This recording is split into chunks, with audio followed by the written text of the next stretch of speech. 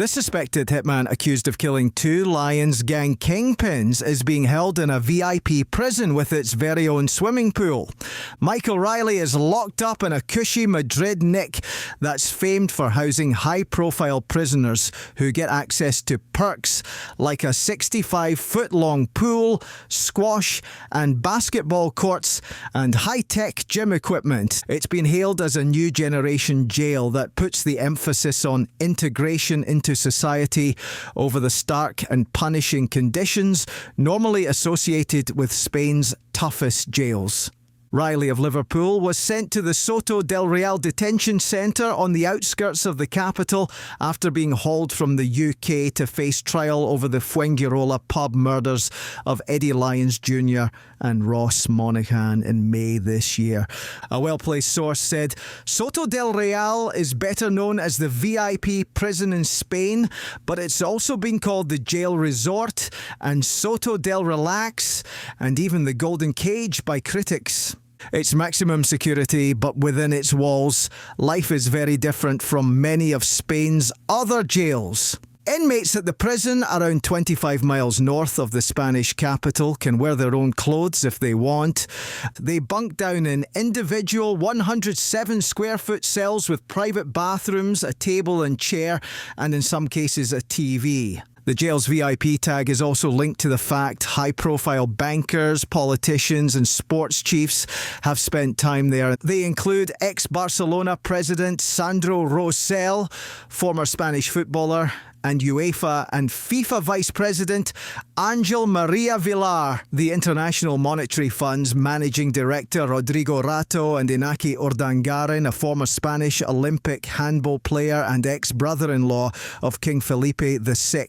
Penitentiary Centre Madrid V, the prison's official name, was conceived as a mini-city and officially opened in 1995 at a cost of £42 million. Our source added, Riley was sent to Soto de Real by a judge in Madrid, hours after he was flown to the Spanish capital.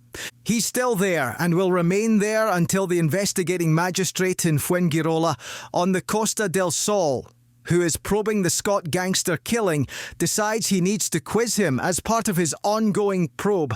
Even then, he can interrogate him via video conference and doesn't need to see him in person. We told how Riley initially planned to fight extradition over safety fears if he was locked up in a Spanish jail. But he later made a surprising U-turn and told Westminster Magistrates' Court in London he would no longer intend to contest being sent back to the Costa del Sol. He was taken to Madrid on October 15th by specialist officers from the National Crime Agency's National Extradition Unit. Riley was arrested by Merseyside police on June 14th, 2 weeks after Lyons and Monaghan were shot dead by a gunman in Monaghan's bar after they had watched the Champions League Cup final on May 31st. He was made the subject of an international arrest warrant at the request of Spanish cops who wanted him brought back to stand trial over the double shooting of the notorious Lyons crime family heads. We told how a shooter was caught on camera chasing Monaghan inside the boozer seconds after Lyons was shot dead outside. Harrowing CCTV images of the assassination were shown on Spanish TV, showing the moment Monaghan was blasted to death as he tried to escape the hitman. The killing sent shockwaves through Scotland's underworld at a time when a gang war was raging across the Central Belt. The carnage kicked off in March after former Union Bears chief Ross Miami McGill launched a revenge campaign over a £500,000 cocaine deal involving fake cash.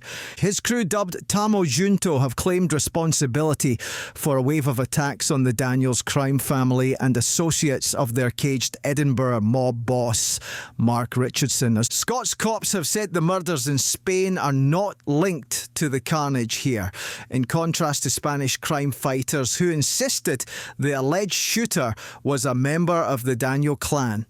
We told how McGill was ordered to leave his desert bolt hole after being arrested by Dubai police alongside fellow Scots hoods Stephen Lyons, Stephen Larwood and Stephen Jimmy Jameson.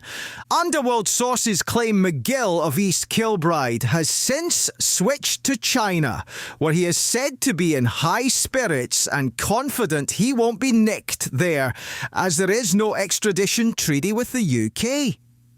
Cops have nicked 57 suspects as part of Operation Portalage, a crackdown on the gang violence that's been raging for 8 months. The first to be convicted was gang war lackey Liam McDermott, who admitted searching bushes in Edinburgh for a stashed gun linked to the chaos.